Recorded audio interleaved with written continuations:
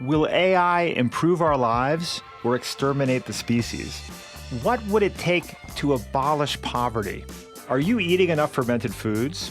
These are some of the questions we've tackled recently on The Next Big Idea. I'm Rufus Griscom, and every week I sit down with the world's leading thinkers for in-depth conversations that will help you live, work, and play smarter. Follow The Next Big Idea wherever you get your podcasts.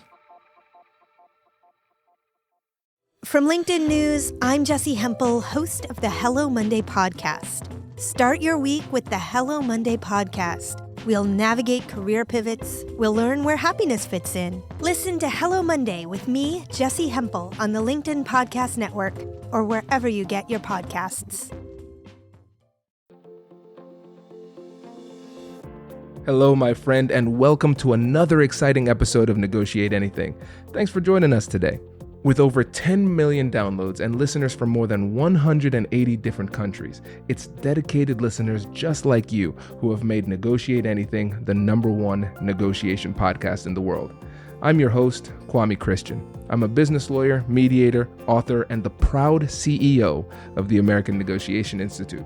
Now, before we get into today's insightful conversation, I have a golden opportunity for those of you who recognize the power of negotiation in your professional lives. Have you ever found yourself wishing that you could navigate those high-stakes conversations with more confidence? Or perhaps you're looking to empower your team with the art of persuasion and conflict resolution. At the American Negotiation Institute, we've crafted specialized keynotes and workshops tailored for those very needs. We've transformed the negotiation skills of professionals worldwide, and we're eager to do the same for you. We believe the best things in life are on the other side of difficult conversations, and our goal is to help you improve your lives and the lives of those around you, one difficult conversation at a time.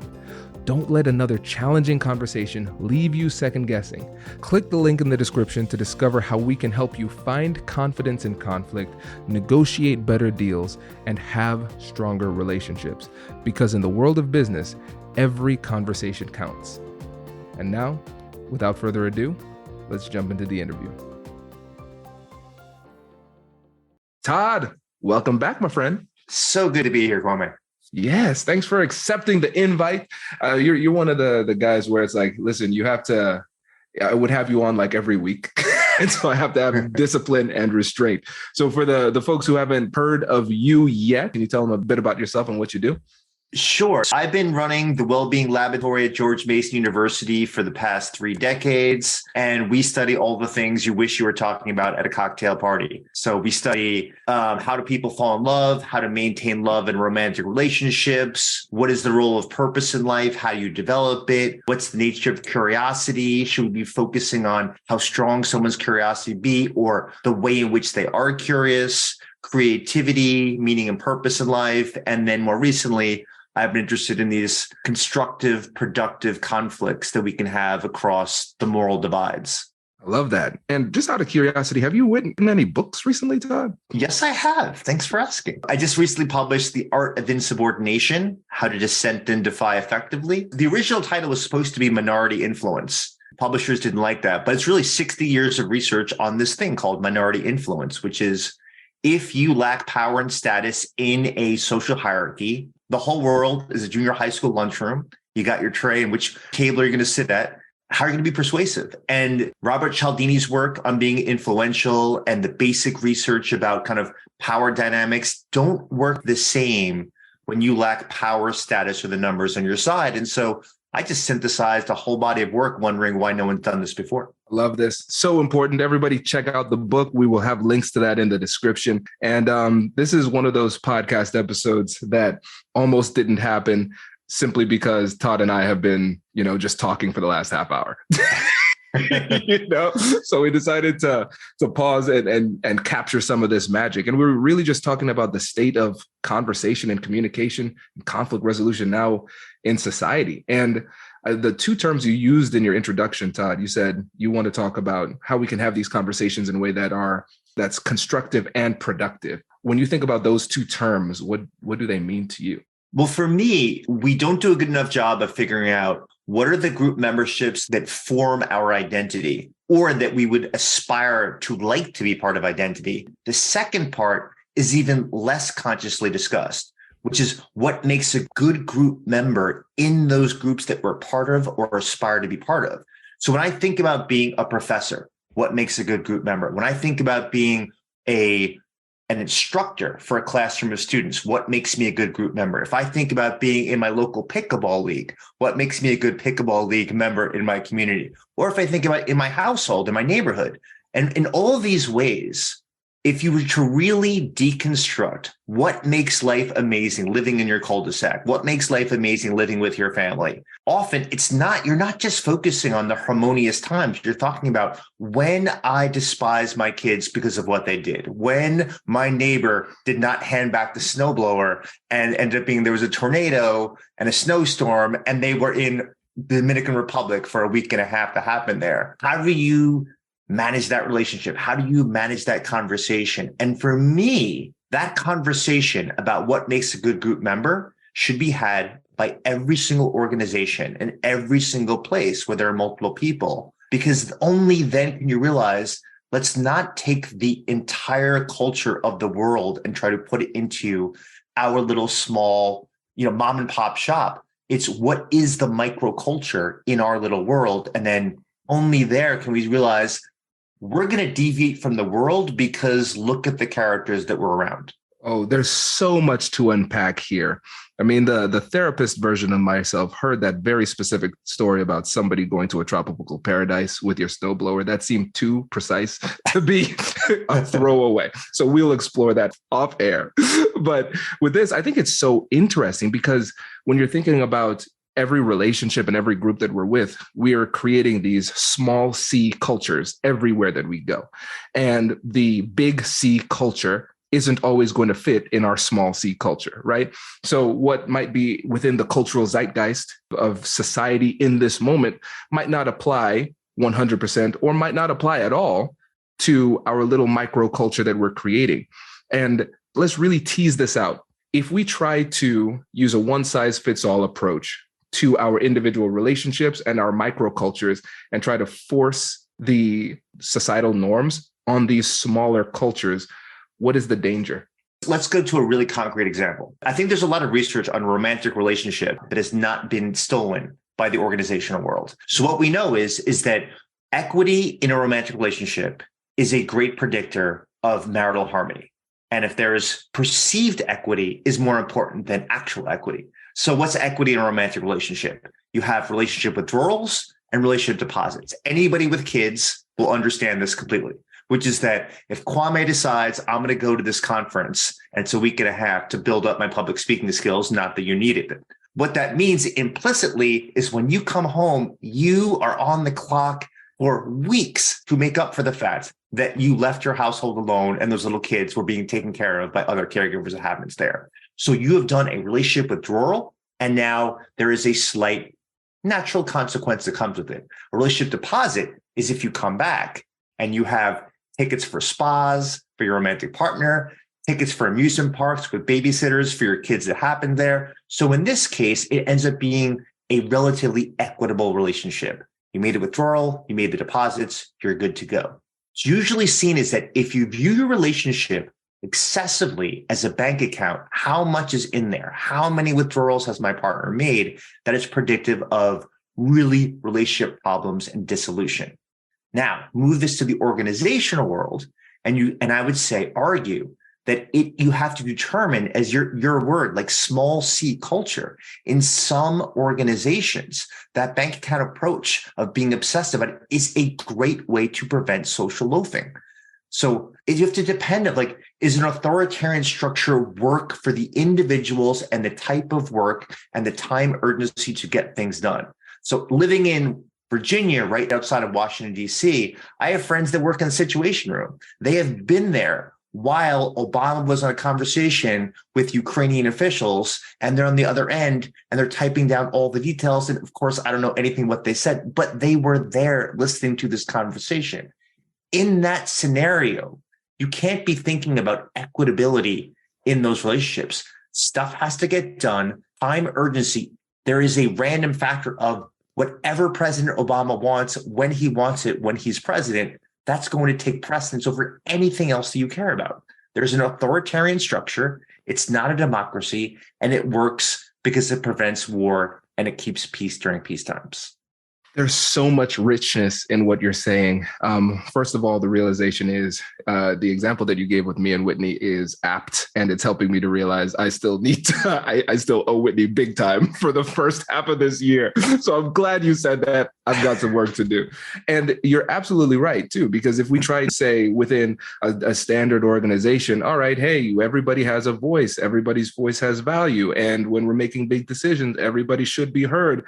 In that meeting room with President Obama, we're not trying to hear from like the interns in this moment. And so, again, that's not being disrespectful. It's respecting rank in that circumstance. And what we're recognizing is that within our individual relationships and within our organizations, we can be inspired by what's happening outside. We can learn from what's happening outside, but we should probably not just copy and paste what everybody else is doing, because every organization and relationship is unique. I'm glad you used the word admired, because one thing I always think about, well, there's many things. One thing that I think gets lost in the mixed conversation on culture is climate. And climate is each person in the group, their interpretation of the culture. So you might not want everyone's voice, but you do at some point periodically, and not annually, get an indication of what is your interpretation of the culture, because the culture shifts. They could be huge tectonic shifts. So I just learned from my high schoolers now that Africa, the tectonic shifts are, right, for some reason, quite extensive, and it might be breaking apart the entire continent. Interesting. Learned this week. It's a good metaphor for thinking about organizations is, are you not noticing the slow 1,000, 10,000, 100,000 year slow shifts in the tectonic plates? And because you're not paying attention to them, you're not noticing that for whatever reason in the environment or the emotional dynamics that are occurring with the particular people that are now employed, that the shifts increased in speed and in power. And if you don't get a regular gauge of the climate of individuals, you're not going to understand what the culture is. But that's different than giving everyone a voice. And so this terminology is pretty important. Hello, my friends. Before we get back to today's episode, I want to ask you a question. Have you ever wondered how to elevate your team's negotiation game and how you can help the folks on your team have better, difficult conversations? At the American Negotiation Institute, we offer transformative keynotes and workshops tailored to empower professionals with top-tier negotiation and conflict resolution skills. Whether it's a keynote for your next event or hands-on training for your team, we've got you covered. Don't just negotiate. Master the art with the American Negotiation Institute. Click the link in the description to find out more. Elevate, negotiate, and succeed.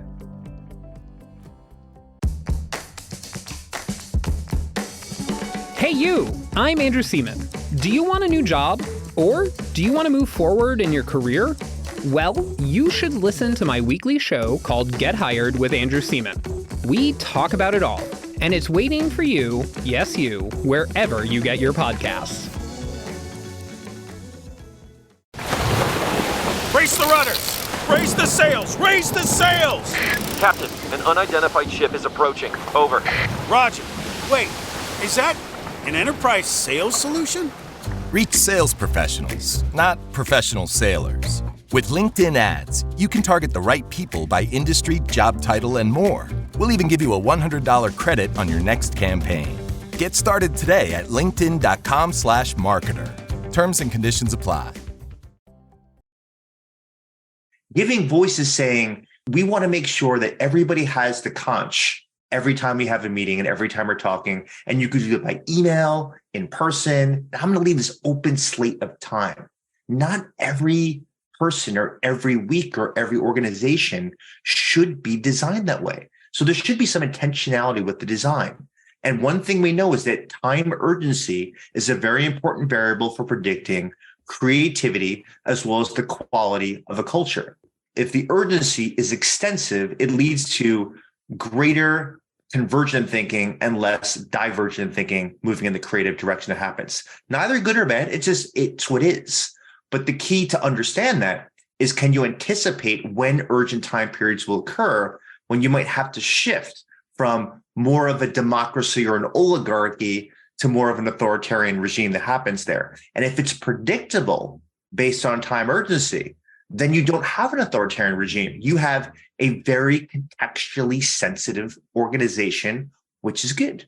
So first, I want to highlight the focus on design, because this isn't just something where you as the listener, I want you to say, well, I remember Todd came on and he said we should check in every once in a while. So every once in a while, I'm going to check in my organization. Every once in a while is not a time frame. And so when we are in your organization, you should design it in a way that you're having these check-ins from time to time to measure the shifting climates, because every organization is dynamic. The society we live in is dynamic. Things will change. We need to make sure that we're keeping track of those changes.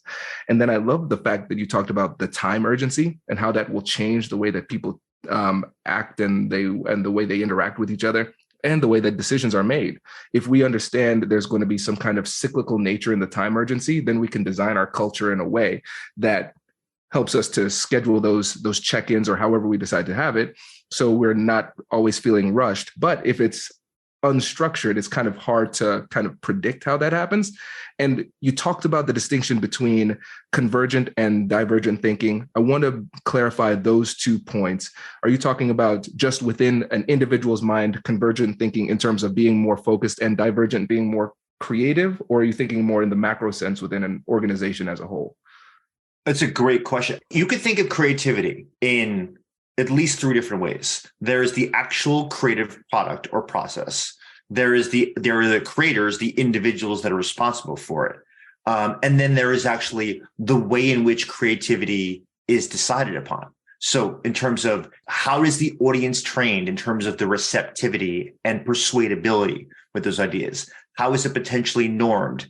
Are those ideas revealed anonymously, or are they revealed with me, Todd, or you, Kwame, where all of our baggage, good or bad, gets attached to it, such that maybe people put a halo effect and assume our ideas are good because here we are in a podcast, or maybe people put a horns effect where they view it as negative because there's automatic jealousy built in, is they're getting more attention than I am.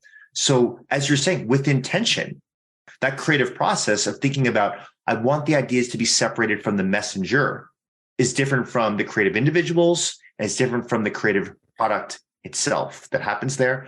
And then add a layer onto that. And I just want to say this because I want to appreciate how complex these things are, is there is divergent and convergent thinking in the individual in terms of, are you engaging in behavior that exploits the existing knowledge, structure, and strengths and capacities that you know are available? That's convergent thinking. We're just capitalizing on that and going in that direction.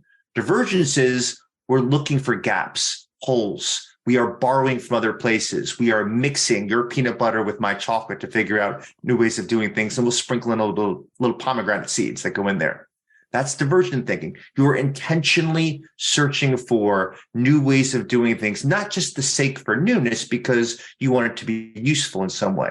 But as people start to talk and tinker and build on each other's ideas, then you could have a convergent thought with a divergent process, or a divergent thought where in the group, there's a convergent conversation around it. And this is meant to be listened to multiple times, but what I want to say is we just say, hey, I value creativity and innovation. And I say, what do you mean by that? And which level are you exploring? Because we could intervene at any one of those levels. And depending on what we're looking for or where we see a problem or where we want to aspire to be better. This is great. And to your last point about levels, what you're showing is that there are levels to this game too, right? Because when it just comes to the game of human interaction, there's so many things that we can consider. So we can start with the baseline level of, hey, everybody, we should have more conversations. I think that's very great, right? That's an important place to start. But now as you start to develop that complexity, especially when an organization grows, we have to recognize that just simply having these sporadic huddles from time to time does not guarantee that we are accomplishing the goals that we set forth for ourselves in these huddles and these conversations too. Because what we're seeing here, we might just say, hey, think outside the box, be creative. But we're recognizing that on a micro and macro level, those things like the creativity, it doesn't happen accidentally. Like you have to put yourself in the right right mindset. And if you are not in the right emotional state, it's much more difficult to engage in the divergent thinking that's required for creativity. But then as a collective, if we don't structure these interactions the right way, then we might go into this conversation saying, hey, we want to be more creative. We want to hear your voice. We want to make better decisions. But the process of having that conversation is not narrowly tailored to meet that end. I'm going to liken this to my 16-year-old daughter's sleepover this weekend, because I think this is very relevant to organizational design. So just asking her about the weekend, and she told me that she decided that she wanted to kind of see if she wanted to expand her social circle. So she hung out with none of her close friends, completely different group. And they had a sleepover, 6 girls. I wasn't there, thankfully. And when she came back, I was like, hey, did you find any candidates for new best friend? She's like, no. And actually, there was this one girl who we will not name, 1 o'clock in the morning, said to the other 5 girls that were there, you know what? I feel like this is like really boring and we can be a lot more interesting together. And I want to link this to what you just said, because there is a pressure cooker element that occurs in the conversations about productive conflict, curiosity, creativity. And in these spaces, or we'll even go into like the world of anxiety, right? The public speaking world. In these spaces, when you point out that there's a problem from the perspective of a problem-focused framing as opposed to solution-focused framing, and you say, so Kwame's about to go on stage. I happen to be in the green room with him. And I say, Kwame, just relax. You've done this before. And you would turn to me and say, Todd, what the hell are you talking about? Do you think I don't want to be relaxed? You think that you telling me to be relaxed is like this Buddhist strategy that now all of a sudden my heart rate went down and like all of a sudden my blood pressure lowered? Like, I know to be relaxed. I'm just not, that's not the way. And similarly, that we can make fun of those people that say, just relax. For creativity, when you tell people, I want creative thoughts to what I just said happens there, you are basically paralyzing people, because you started with a convergent approach for people to listen attentively and elaborate on what you're about to say. And then you just tell them basically a ungoverned rule. Now I want your creativity. And the brain doesn't work that way, where it's easy to switch and oscillate just because you're told to do so. You can't go from mindless to mindful just by being told to do so. It requires like some deliberative practice. You can't go from curious to incurious. You have to set that little C culture where when you were in a room and having a conversation, set the parameters in the beginning before content arises, which is, this is what I want. Instead of cohesion, instead of unanimity, instead of everyone agreeing with that gal over there that everybody wants to sit next to at lunch because she's cool and interesting and she's worked in New York City and Paris and Australia, I want you to focus less on the messenger, more on the message. And I want you to ask tough questions. I want you to think independently. And I don't want you to worry about your popularity and status, because it will not be affected by what happens in this room if you are not mean towards other people in this room. You set the parameters of the culture, and then creativity may or may not emerge. But telling people to be creative actually is one of the deterrents and barriers to making people creative, especially in extemporaneous conversations. Oh, this is good. This is good. Okay, so let me run an idea by you, and I'm genuinely looking for feedback. If it's dumb, I want you to tell me. Okay, Todd. So one of the things, kind of playing off of this, one of the things that we do at the American Negotiation Institute is when we are trying to brainstorm, we sequence things this way. Like, we'll have a meeting that's all about creativity, and we call it a bad idea race. So you're not allowed to critique or anything like this. It's just get out every single idea that can possibly, like, potentially work. And we can use improv strategy and build on it, but we can't tear it down. And then in another meeting, we'll say, all right, now we're going to start to whittle down on these ideas and start to formulate it. But I want to maximize divergent thinking in that meeting, because I know if they are in the mindset of like editing and critiquing, it could make people hold back from vulnerability. And if you're in that editing and critiquing mode, it holds yourself back from creativity as well. So let's say I'm an organization, I come to you as a consultant, I say, that's my process. Tear me apart. What do you think? Well, my initial impulse, I mean, and I start off as being a researcher, is constraints are good for creative thinking. So in general, I like the idea of we're not having the wild, wild west. You can just say anything that happens there. But for a lot of people, they are not necessarily what's called promotion focused. They're more prevention focused. So promotion focused people, they're looking for utopian ideals. They experience lots of positive emotions. They tend to be much more effervescent. They are more likely to shove their stuff out there, and they're looking for eagerly waiting wins. And in some ways, whoever creates, this bad idea race, that's like a promotion focused framing. It is. Oh, God. But a good portion of people, and I mean, it might be close to 50-50 in the country, are prevention focused, especially if you have in more collectivist cultures, East Asian cultures, where they're trying to avoid errors, mistakes, and failures, and they're trying to have that strong loss aversion. And so if you design it where you're not allowed to critique and save that, just curtail that and suppress, hide, and conceal that, you are going to lose the prevention-oriented people potentially from that creative process. A good number of people are creative as a function of negative emotions. And so hearing the critiques inspires them to think of new ideas, and hearing the problems inspires them to think of solutions. And other people, they like to think about the questions. Well, what are the questions we're focusing on? And you hear a lot of people talk about, it sounds like you have a solution in search of a problem.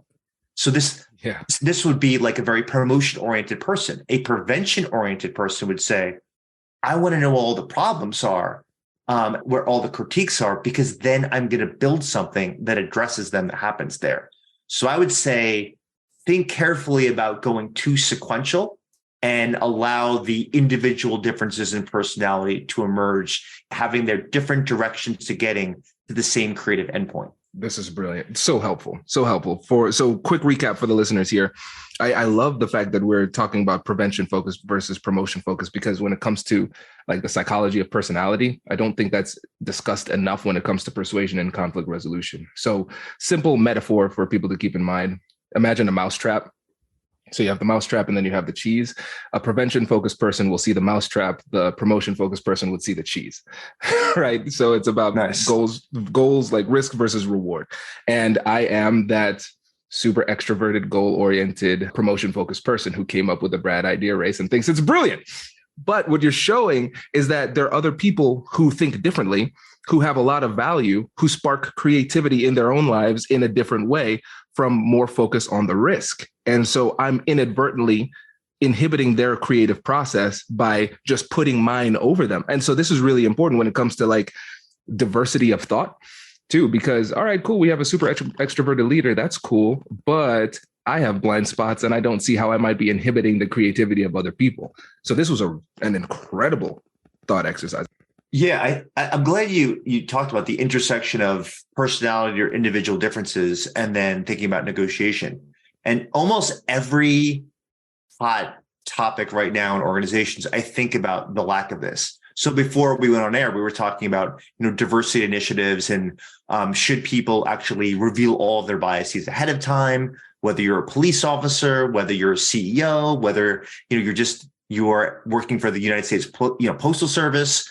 Is it useful for people to kind of reveal these things? Is there a sufficient little c culture that exists that you can reveal them and not get crucified, have a witch hunt because of them? Because if that's the case, people learn very quickly. You're told you can reveal your biases, but you can't really reveal your biases. It happens there. And if we don't think about promotion and prevention oriented differences, you're going to get a lot of these things. You're going to get diversity initiatives wrong. You're going to get productive conflict issues wrong, and you're going to get any research and development or mergers or transitions or how do you onboard newcomers? All of these areas you're going to get wrong if you're not thinking from a prevention focus and a promotion focus mindset. That is so fascinating. Okay. And now I'm processing about my own process within the company. I'm like, man, I got to change it up. What would be fun is like they listen to this and just see how they respond. Like, am I off? And you might find, just like we were talking about, is that in your organization, there is a sufficient understanding, like they've downloaded the Kwame DNA to such a degree, and there's such good faith that it doesn't matter. So, it might depend on the nature of the leader who's kind of bringing these ideas in the forefront, and someone who has, a lower approval rating in terms of like their likability, it might be much more important that happens there. Now, this is like a question that hasn't been explored, is the nature of your relationship with the leader. Does that end up altering how important these individual differences are? It's so interesting, Todd, because once you start to dig deeply into these examples, like this, us as a case study, you start to see the complexity and nuance of it. And so you can see the value of research, and also where you have to be have a discerning voice in your head to understand where research loses some validity. So for example, it's super important for us to understand the research and understand like how people work and operate in general when we think about it from a correlation type of perspective.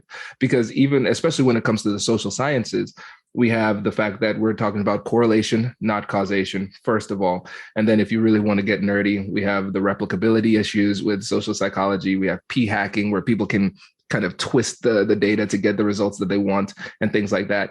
And so what I've started to recognize is, for me, like when I first got out of school, I was saying, this is what the study says, this is gospel truth.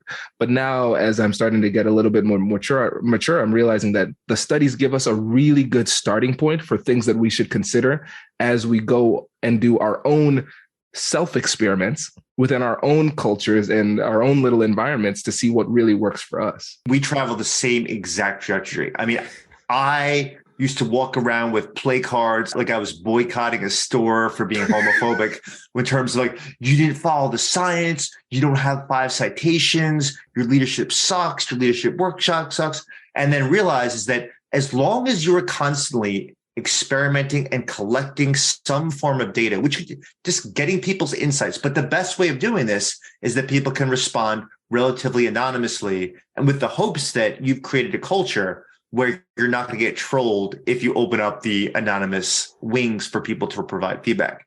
If you haven't done that, the worst thing that you could do is have open meetings and ask them, hey, here's the idea that I brought about the bad idea race. Everybody who has problems with it, please let me know what you think. So this is what happens at George Mason University, my home place. And I've been telling them for 30 years now, this does not work, because people know who is at a point of social stature that they're so likable and so socially attractive that you would never want to disagree with them in public, because it's not worth it, because you will lose their fans and not just them. Every organization has these people. There are people that are cooler, wiser, funnier, friendlier, more interesting than you and I, and those people exist in every organization. You don't want those people, their presence, altering other people's opinions such that they are falsifying what they believe so that cool character will like them. And this is happening on a regular basis. And it's probably like a plague that's affecting organizations. No doubt. And it's hard to stand up in the face of a situation where you disagree, especially if you disagree with somebody popular, but also if you disagree with popular ideas that have a lot of cultural momentum. It's hard because we say that we want to hear people's voices, but we want to hear people's voices as long as it aligns with our perspective. And I'm looking at the clock here. I know I have a podcast coming up in about 15 minutes, but I'm going to push it, Todd. I'm going to ask you this question. Do you have a few more minutes? Of course, yeah. Okay, we're going to have some fun. It's you. I appreciate it. So just heads up, we're either going to have a lot of fun or we're going to get canceled, or maybe both.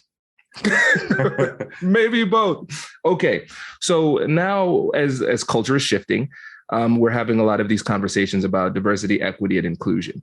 And what I've found, even as somebody who has written a book called How to Have Difficult Conversations About Race, right? I find that one of the things that often happens is we stifle discussion when the person on the other side disagrees with us on something that relates to diversity, equity, and inclusion that we disagree with. And I personally find a lot of value in creating understanding, mutual understanding, even if we do not agree. But that sentiment seems to be losing steam in modern society. And given your expertise, I'd love to hear your thoughts on that. Yeah, I mean, we know from the best research we know about changing people's minds is on the deep canvassing work from Los Angeles LGBTQ Community Center. For those people that don't know about that, it is the most well-endowed, financially run, marginalized group center probably in the world. Their annual budget is like $100 million. And they basically designed how to deep canvas and have these 30-minute plus communications with people door to door to get people to move, not 180s, not from yes to no, but just to move on issues such as immigration, transgender rights, whether you're talking about, red lighting districts and re-altering them, or altering the amount of playgrounds and grass space in predominantly Black neighborhoods compared to predominantly white neighborhoods. These are tough issues because you're often voting against yourself with a limited amount of resources. So how do they do this? They do it very differently than how the diversity initiatives are happening in organizations.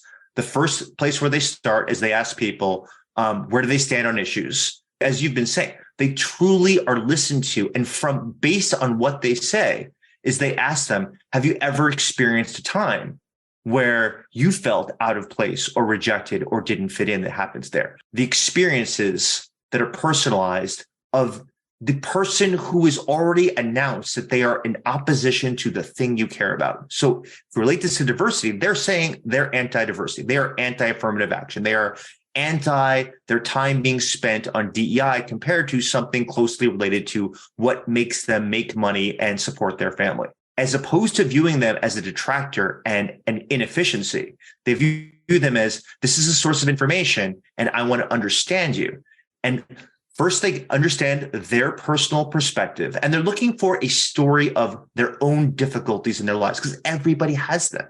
And then one of the things that the deep canvassers are taught is to tell a story that relates to either them personally or someone they know who is diverse in themselves. And the idea is that those N of one stories, those individualized stories, so not just saying this is a greater good, this is a moral good, this is what society is saying we should be doing. This is part of the ethos of utopian ideals. It's that there are individuals suffering, hear this story, and then let me know, hearing that story, how does that move you on a scale of 0 to 10 on the issue that we've just been talking about? And if it doesn't move them, you ask them, why didn't it move you? And there's so much give and take.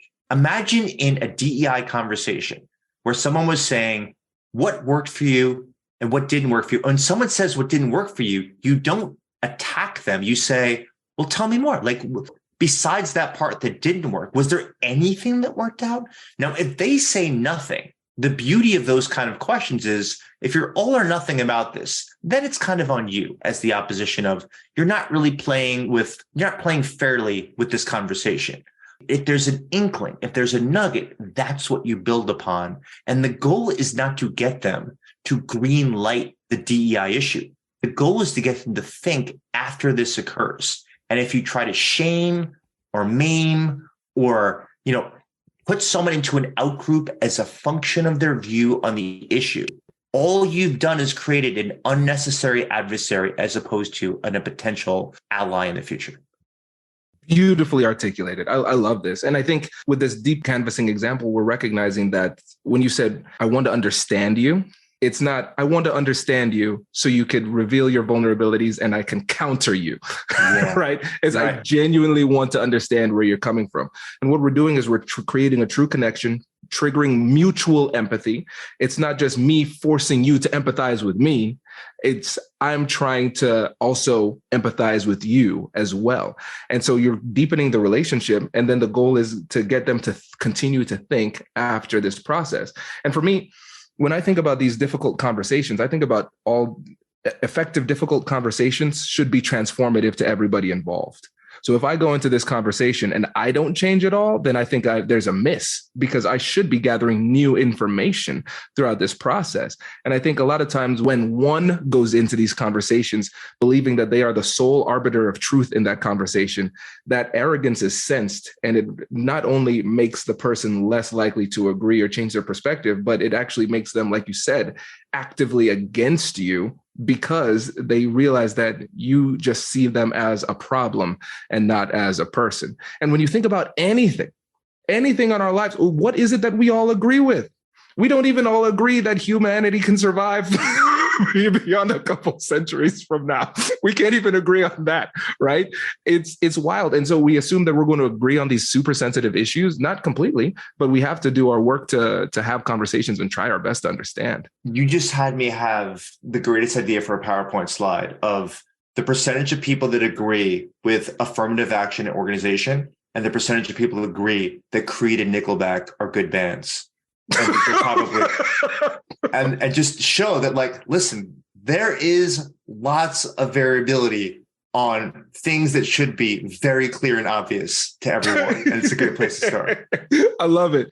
Yeah, man. And I think that just, it helps us to be more humble in these conversations. We're all different. That's what diversity is about. The fact that we're all different, right?